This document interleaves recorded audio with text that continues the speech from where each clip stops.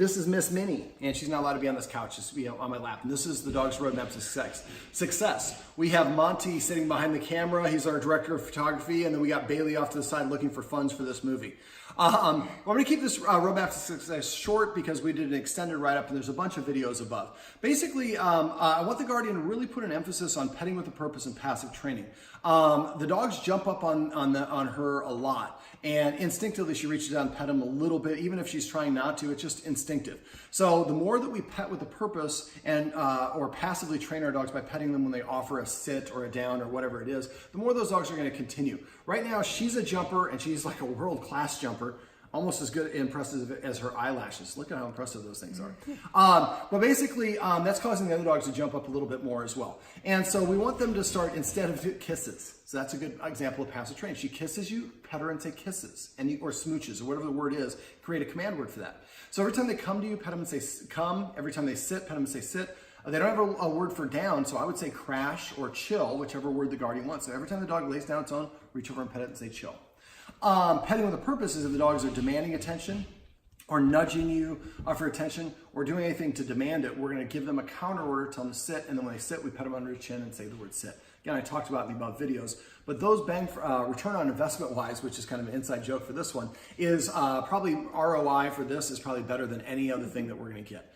I'd also like the Guardian to put an emphasis on enforcing the rules because right now these dogs don't have a lot of rules, and now that we have her in the equation, they're really just we need to bring some order to chaos. And so the more that we enforce rules, the more the dog sees us as a leader. When we're making them sit at the door or feeding, that we didn't do a video on feeding, but the feeding went really, really well. And that's a powerful one that's going to really be beneficial.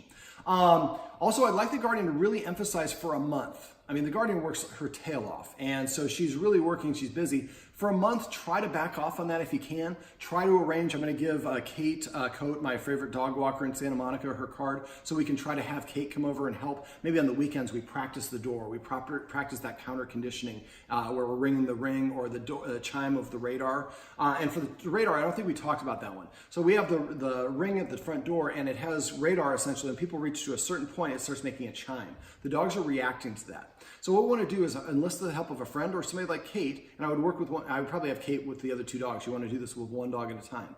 So we're going to smash a treat, let Bailey start chewing on it, and then be talking to the person on your Bluetooth or your phone and have them waiting just an inch outside the radar entry point. And as soon as you pop the treat, the dog starts chewing the treat, the person triggers that. They hear the ching, ching, ching, ching, ching, but a treat's in their mouth. Now, if you're doing it in the front and that's too much for the dog, move to the back of the house, move upstairs. We always want to increase the distance. I look to lower the intensity. I do that by increasing the distance, turning down the volume, or lowering the speed, depending on what the stimulus is. That one is really frustrating for the Guardian, and we have people walking by. It's a beautiful part of Santa Monica. People are walking by all the time, and that's just got to be driving her crazy, and that adds stress and anxiety. So if we can get the dogs conditioned so that the doorbell ring, as well as the chime, and any other sounds that they react to, have been desensitized through that process of counter conditioning. After a while, they hear those things, and they no longer do those.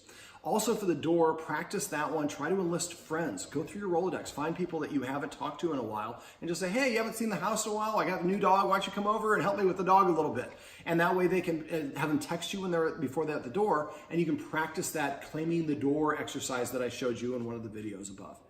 All right, now if you have questions or concerns or things stop working, and things will stop working at times, stay the course. A lot of people call me and they're panicked. It stopped working. The dogs just remember what it used to be like, so just keep on doing that.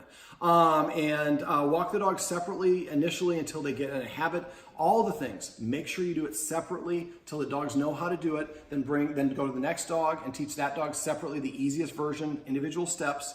Then bring the two best dogs together once they can do it separately. Then bring probably the third dog, which is probably going to be her. And that way the dogs have learned how you want to behave. And do that anytime they are quote unquote bad. If they fail or don't perform well in a situation, ask yourself, have I taught them how to behave? If I haven't, then how can I recreate that situation, make it the easiest version possible, and practice step by step with each individual dog till they know it, and then do what I just got done describing, best two dogs together, best three dogs.